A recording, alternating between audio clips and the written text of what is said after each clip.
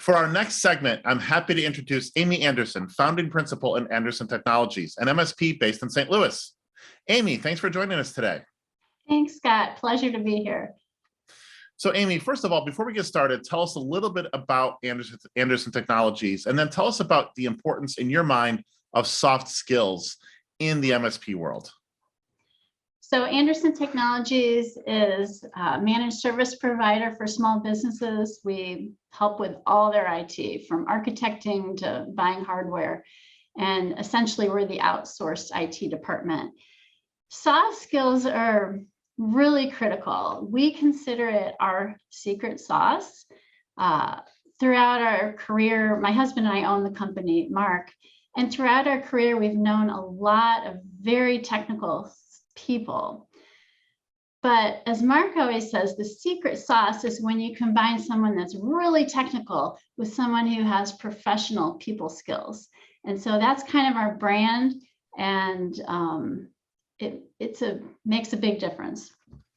So, I mean, it makes such a big difference that you've really based your entire sort of recruitment and hiring process around all of this. Can you kind of give us the start, a look at the beginning of your recruitment process, and then we'll kind of go down the funnel until you've selected someone and understand how you look at soft skills in your process?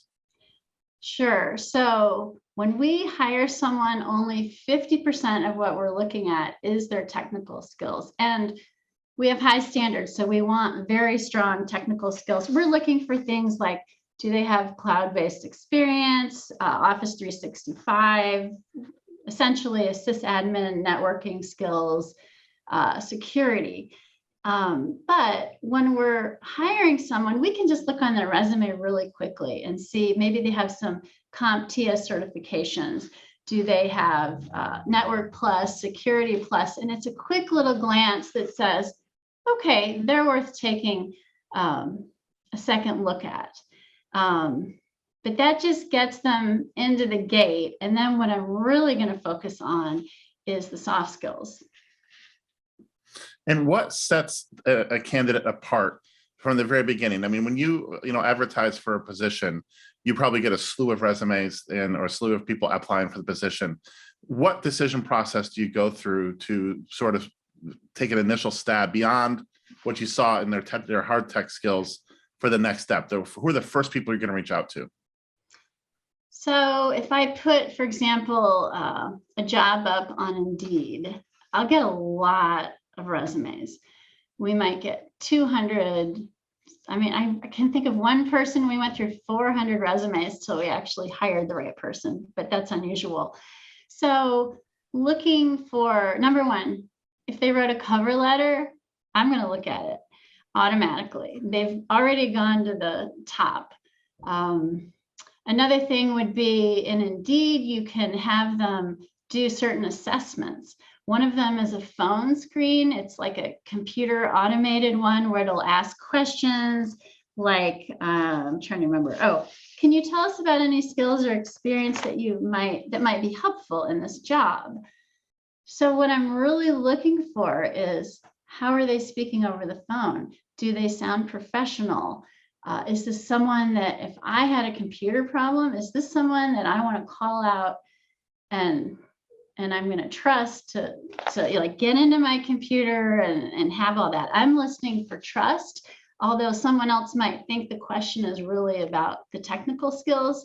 It's about both. And when you're talking to this person, what are some of the indicators that they have the kind of communication skills that you're looking for? Well, I'll back up a little bit, because before I actually talk to them, I'm talking to them via, sometimes it's, messaging, email, text. I haven't even talked on the phone yet. And I am looking at, did they capitalize their letters? Sometimes if you're just sending a little text, remember, this is a professional environment. You're not just sending a little weekend text to your friend. So I pay attention to that. Because if you're starting to write a little abbreviations, and maybe you do that to one of our clients, they're not going to know what you're talking about. I'm also looking at punctuation. Have someone definitely proofread, has someone proofread their resume? grammar. I'm trying to think, there's a variety of things, but the little tiny details matter, because if you can't get proper syntax in, say, your cover letter, your resume, how do I know that you're going to get a little tiny technical detail right on the job? What do you think when you think about what you're trying to hire for in an MSP and what some organizations looking for with internal IT? How do you see the difference between hard skills and soft skills sometimes? Or do you have an opinion on that? Well, I think an MSP is a little bit unique, although not really. But when a company hires us to manage their IT, they are giving us the keys to their kingdom. We know all their passwords, we can get into all their data. So trust is really important, and especially in this day with cybersecurity being such an issue. We also are often on the phone or going in person, and we're solving problems all day long. So that customer service piece is even stronger. But I will say, when I go back to the days where I worked in the avionics lab at McDonnell Douglas as a software engineer, and there were a lot of very technical people, but they didn't have the soft skills. And in my experience, the people that had both just excelled in their job. In fact, here's a funny story. When I first interviewed for that position right out of college, I was applying to work in the Artificial Intelligence Center. I hate to tell you, it was 1988. And the director of the whole avionics lab, this was his baby. And so he interviewed me. And the thing he was most interested in was that I was a camp counselor for 5 summers. And he wanted to hear all about that, because he had all these technical people, but they weren't able to communicate. So I ended up getting the job, and I was often put in a position where I was communicating. He would send me out on trips where I would do talks and speeches. And I think he appreciated my soft skills, and they served me well. So really what we're hearing is the technical skills are basically at the very beginning, sort of the, okay, yay or nay, because they may have the tech skills, and then we think they may have the tech skills. And then you're looking at their ability to write and to communicate in person or over the phone or whatever the case may be by voice. And you do a lot of screening around that. And if they don't pass that screening, they don't continue on in the process, right? Yes. So once I determine that this is someone who has potential, then I do a phone interview, and I do it on purpose on the phone, because I want to hear how someone is speaking and how they're talking. So yeah, they don't even get to talk to our technical staff at all. So, and then in the phone interview, it's all about that professionalism, like what's in your background, what are you wearing, how are you talking, did you shower that morning? So I'm looking at all of that, and I actually tell them, I say, this will not be a technical interview, but I'm trying to figure out if you're a good culture fit. And it's a two-way interview. So I'm interviewing somebody, but they're interviewing us. And I think it's really important to remember, when you are in an interview, that you're also trying to figure out if that's the right fit, and you should be prepared to ask questions. And assuming that they pass muster on the soft skills side, then you put them through a more rigorous technical assessment. And by that point, they can communicate. And if they have the test skills they claim to have, then they could potentially be part of the team. Is that accurate? Yes. So once we've got all the soft skills, and actually also kind of values and character, I'm looking for integrity, trustworthiness, and actually what we love, kind of our culture, is someone who's really bright and humble, and collaborative. So every company is a little different.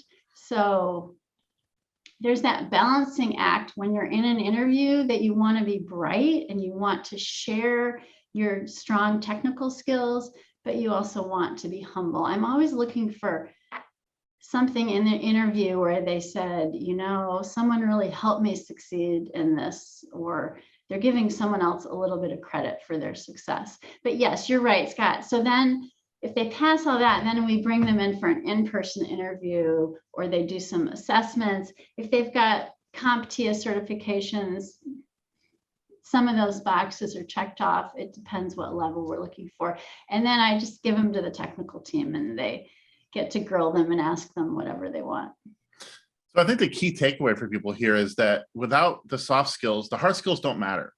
A lot of people talk about, I'm going to get more certifications. I'm going to go, teach myself more stuff, which is great for a lot of organizations. But for, I would say, an increasing number of organizations, they're looking for people who can get along with others.